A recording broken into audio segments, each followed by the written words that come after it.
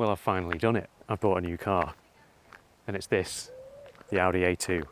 And I think some people will assume it's just some kind of Germanic Honda Jazz, but it couldn't be farther from it. For a start, it's fully made of aluminium. It's not steel like every other car in the world. The chassis, the space frame is aluminium, and the body is aluminium. That means that this car, it weighs the same weight as a Mazda MX-5. Thing is, it was Audi's first real small car, and Audi, they had a reputation to live up to of building quality, solid feeling cars. When they designed this car, yes, they made a small car, but they didn't make a cheap car. The whole point of this thing was that it was Audi A4 build quality in a small car. Anyway, I've been thinking about getting something like this for a while, and I thought in this video I'll show you around my new purchase. I haven't changed anything on this car from when it was bought, and I've bought this car for just £950.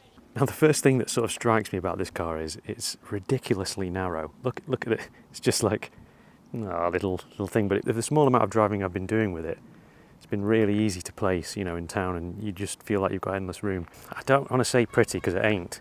It's kind of a weird shape, isn't it? It's the design of it was to be aerodynamic. So it's unusual, and that's what I like about it. It's different. It's always a good thing. So the condition of this car, as I say, £950. It has a full year's MOT, which is kind of ridiculous. I mean, I don't think cars get much cheaper than that. And I've bought this crazy all aluminium car.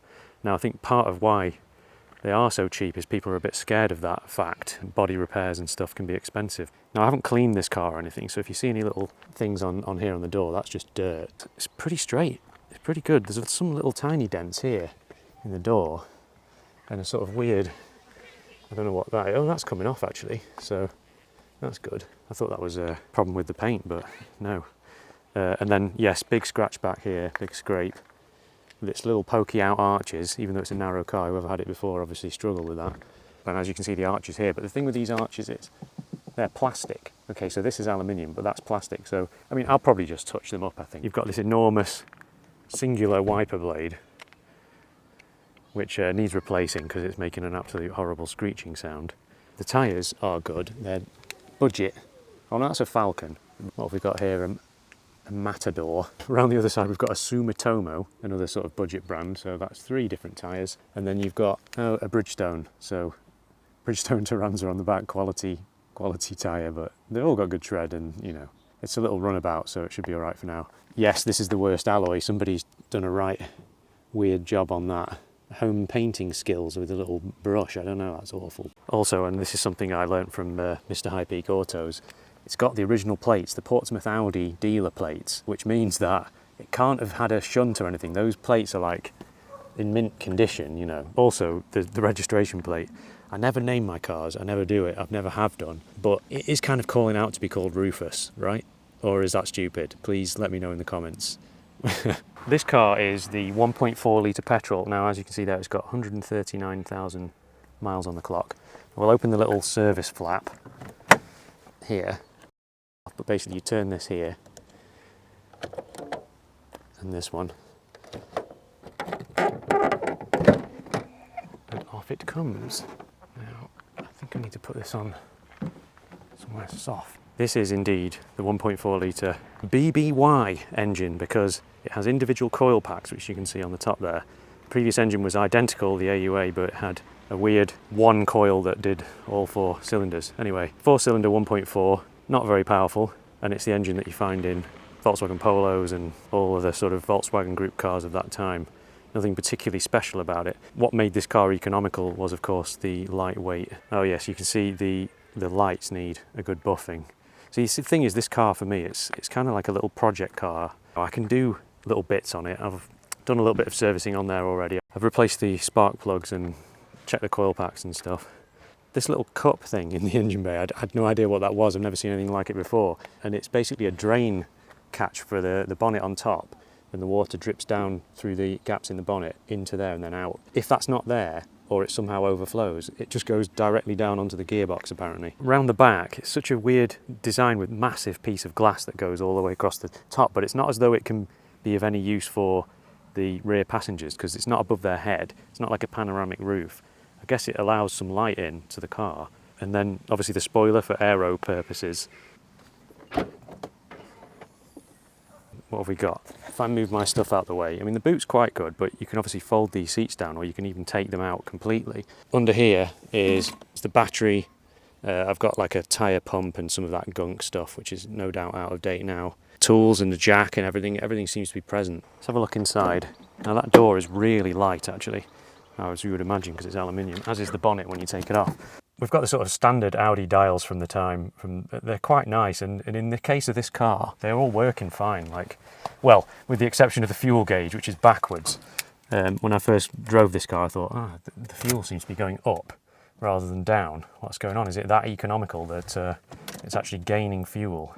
But no, it's for some reason the fuel gauge is backwards. I think it's to do with the installation of like the wrong fuel pump from a different Audi. But as you can see, there's no pixel damage or anything here. Like that's where you'd normally get lines across there or damage to it.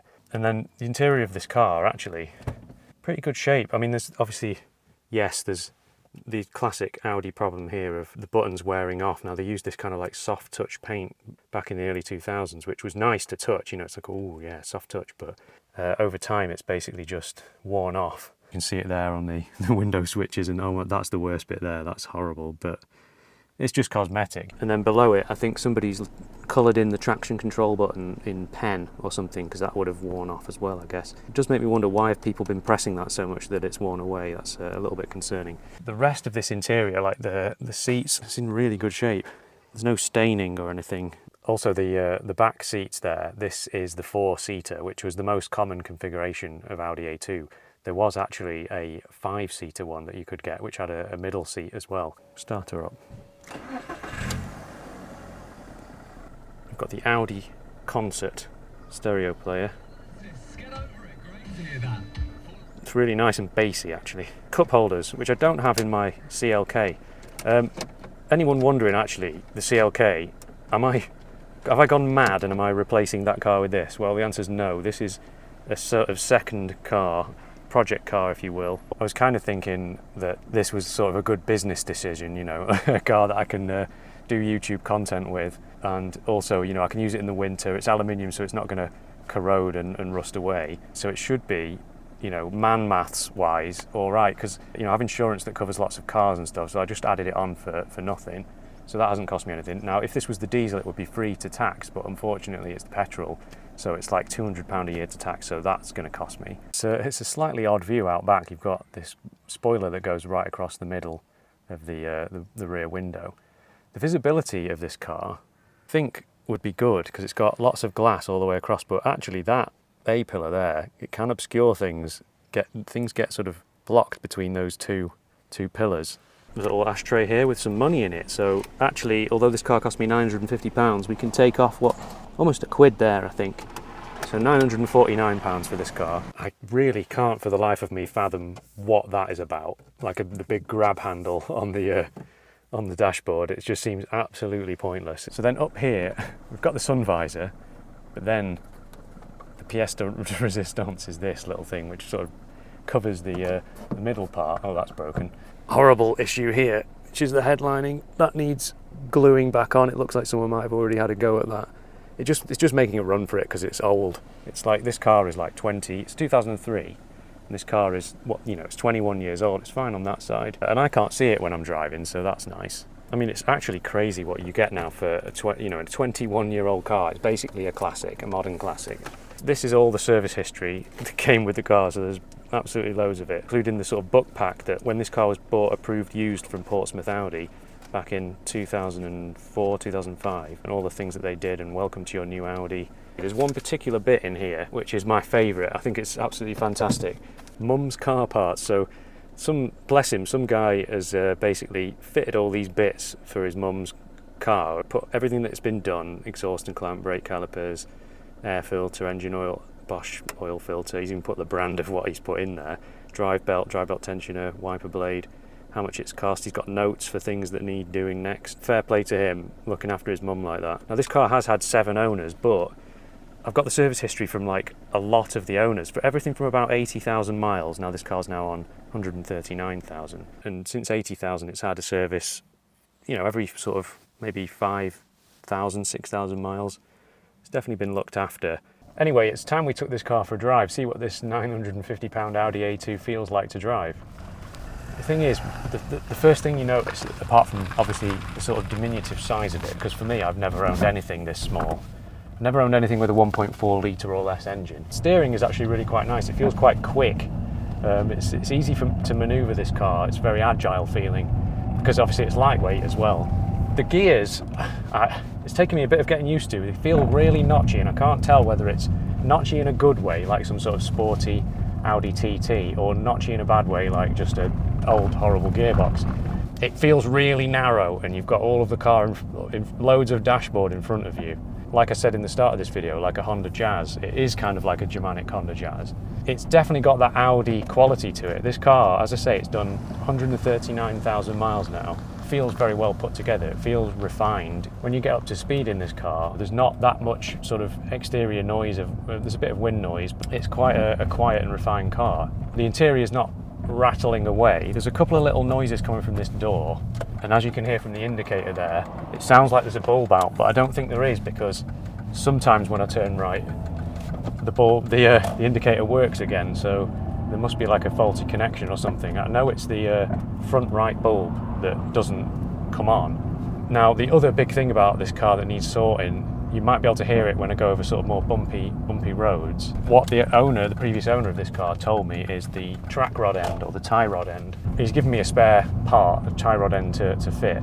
It's a pretty horrible clunky noise, so I'm not going to be driving this car properly until that's sorted. Everything else that I need to sort with this car, you know, I can do it in my own time. There's a lot of cosmetic things which you know, I'm going to quite enjoy doing, I think. It's been a while since I've had a car that I can work on, because, as I say, the Mercedes CLK that I have, it has been my daily driver, and it is in very good condition, so there's not really anything that needs doing. But whenever anything does need doing, I'm really not willing to kind of do it myself, because I don't want to take the car off the road for any length of time when I know that I need it to get me about. Whereas this car, if it goes off the road for a bit, it's all right. I'll have the CLK. I mean, it's an expensive way of doing it, but, you know, I'm not exactly Matt Armstrong with multiple Lamborghinis and Ferraris and whatnot. So, is this a rare car? I don't know. I feel like I not everywhere, are they? And what's nice is that it's the only A2 they ever made. If you look up an A2, when for parts or for anything that you want to know about this car, it's this car, because they didn't make the A2 in any other generation. They kind of gave in with it. Apparently they lost £4,000 on every single one that they sold, which is absolutely ridiculous. I mean, because it's not like it's a halo car like a Nissan GTR or, you know, a Bugatti Veyron, where you could go, oh, okay, fair enough, they've lost some money selling them, but it gives the brand an image that they can make money on the smaller cars. Well, no, because this is the smaller car. I was saying about the engine, this being the 1.4 petrol, it's not really the desirable engine for this car. What I kind of wanted was the diesel. Now, I've never owned a diesel car, and long may that now continue. The diesel one is what was suited to this car, because this car was all about aerodynamics and lightness and efficiency, and obviously diesel is more efficient by its nature than petrol, so you could get like 65 mpg out of that car, whereas apparently, now I need to test this out myself, which I will do in future videos, this car is more like 45 to 50 miles per gallon. Yeah, you can really hear that rattling now.